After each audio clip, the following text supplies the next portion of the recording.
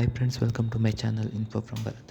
ನೀವೇನಾದರೂ Bigg Boss Kannada season 12ರ ವೀಕ್ಷಕರಾಗಿದ್ದರೆ ಅಥವಾ ನೀವಿನ್ನೂ ನಮ್ಮ ಚಾನಲ್ನ ಸಬ್ಸ್ಕ್ರೈಬ್ ಮಾಡಿಲ್ಲ ಅಂದರೆ ಈ ಕೂಡಲೇ ಸಬ್ಸ್ಕ್ರೈಬ್ ಮಾಡಿ. ಹಾಗೆ ನಿಮ್ಮ ನೆಚ್ಚಿನ ಸ್ಪರ್ಧಿ ಯಾರು ಅನ್ನೋದನ್ನು ಕಾಮೆಂಟಲ್ಲಿ ತಿಳಿಸಿ. ಬಿಗ್ ಬಾಸ್ ಕನ್ನಡ ಸೀಸನ್ 12 ರೋಚಕವಾಗಿ ಸಾಗುತ್ತಿದ್ದು, ಈ ಬಾರಿ ಫಿನಾಲೆಗೆ ಹೋಗಲು ಸ್ಪರ್ಧಿಗಳಲ್ಲಿ ಪ್ರಬಲ ಪೈಪೋಟಿ ಶುರುವಾಗಿದೆ.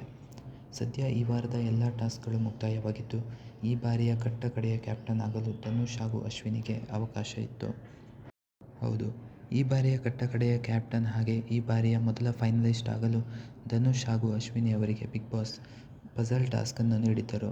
ಸದ್ಯ ಆ ಪಜಲ್ ಟಾಸ್ಕ್ನಲ್ಲಿ ದೊಡ್ಡ ಎಡವಟ್ಟು ಆಗಿದೆ.